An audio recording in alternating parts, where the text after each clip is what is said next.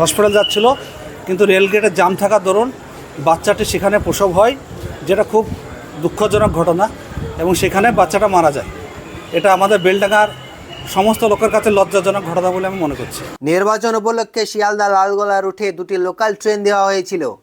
সেই দুটি ট্রেনকে কন্টিনিউ রাখার জন্য বেলডাঙ্গা নাগরিক কল্যাণ সমিতির পক্ষ থেকে আজ বেলডাঙ্গা স্টেশনে স্টেশন মাস্টারকে একটি ডেপুটেশন প্রদান করা হয়। এছাড়াও আরও দাবি এই সমিতির পক্ষ থেকে রাখা হয়েছিল, যেমন সমস্ত ট্রেনের টয়লেটের ব্যবস্থা করা। এছাড়াও বেলডাঙ্গা পাঁচড়া 111 নম্বর রেলগেটের উপর দ্রুত ফ্লাইওভারের কাজ সম্পূর্ণ করার অনুরোধ জানিয়েছেন তারা। আমাদের মূলত দাবি ছিল, আপনারা বিগত দীর্ঘদিন থেকে আমরা বেলডাঙ্গা নাগরিক কল্যাণ সমিতির বিভিন্ন স্টেশন থেকে আমরা টয়লেটবিহীন যে ট্রেনগুলো চলছে তার প্রতিবাদ বিভিন্ন রকম করে আসছে, যেমন স্টেশন মাস্টারকে জানানো বা ডিআরএম সাহেবকে জানানো, এই কাজগুলো করছি। তো নির্বাচন উপলক্ষে দুটো স্পেশাল ট্রেন দেওয়া হয়েছে লোকাল, সেই রানাঘাট থেকে আমাদের লালগোলা পর্যন্ত চলছে। ট্রেনগুলোকে কন্টিনিউস করার জন্য আমরা বেলডাঙ্গা নাগরিক কল্যাণ সমিতির তরফ থেকে একটা স্মারকলিপি জমা দিলাম, এবং মুর্শিদাবাদ রেলওয়ে প্যাসেঞ্জার অ্যাসোসিয়েশনের পক্ষ থেকে বেলডাঙ্গা থেকে শুরু করে লালগোলা পর্যন্ত সমস্ত স্টেশনেই এই স্মারকলিপি জমা দেওয়া হচ্ছে। আর অন্য কোনো দাবি ছিল বেলডাঙ্গা? আমরা চাইছি যে যদি আমাদের দীর্ঘদিনের দাবি বেলডাঙ্গা নাগরিক কল্যাণ সমিতির যে 111 নম্বর যে বড় সমস্যা, এই ওভারব্রিজের জন্য আমরা আবার নতুন করে পুনরায় প্রস্তুতি নিচ্ছি বড় আন্দোলনের জন্য এগিয়ে যাওয়ার জন্য।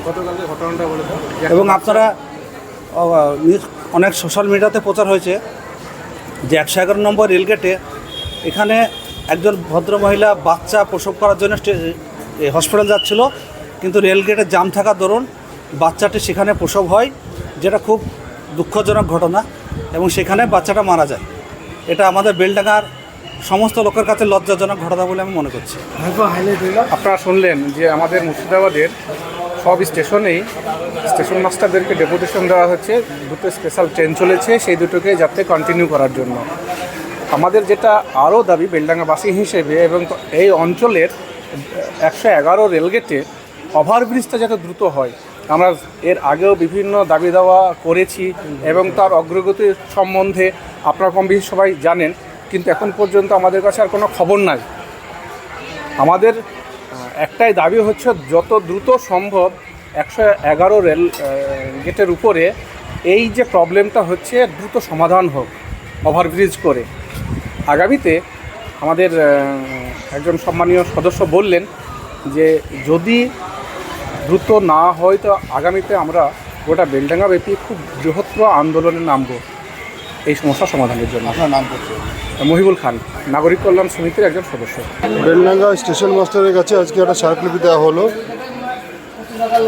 সেখানে মূলত দাবি বিগত দিনে আমরা করেছি যে ট্রেনের ড্রাইভারদের কাছে ডাইপার দিয়ে প্রতিবাদ জানিয়েছি, এবং স্টেশন মাস্টারকে আজকে আমরা জানালাম যে বিভিন্ন ট্রেনে টয়লেট নেই, এতে করে মানুষের প্রতিদিনের সমস্যা নিত্য লেগেই রয়েছে, যাতে করে এর দ্রুত সমাধান হয়।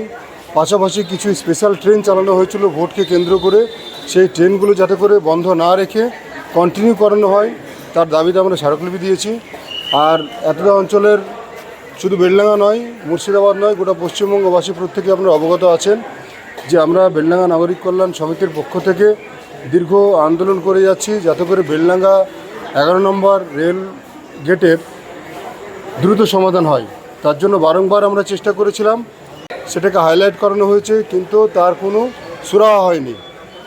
এই খুব অল্প সময়ে আপনারা দেখেছেন যে 3 ঘন্টা 4 ঘন্টা মানুষ দাঁড়িয়ে থেকে অনেকের বেশ কিছু বাচ্চার মৃত্যু হয়েছে, যাতে করে এর পুনরাবৃত্তি না ঘটে এবং পরবর্তী দিনে আরও কোনো জীবন যাতে ছিনিয়ে না যায়, তার জন্য রেলওয়ে মিনিস্ট্রি সহ প্রত্যেক আধিকারিকের কাছে এবং বিভিন্ন সরকার, রাজ্য সরকার এবং কেন্দ্র সরকারের কাছে আমাদের আবেদন থাকবে যে দ্রুত আপনারা সমাধান করুন, নাহলে হয়তো পরবর্তীতে সাধারণ মানুষ প্রত্যেকেই রাস্তায় নেমে তার প্রতিবাদ করবে। ধন্যবাদ।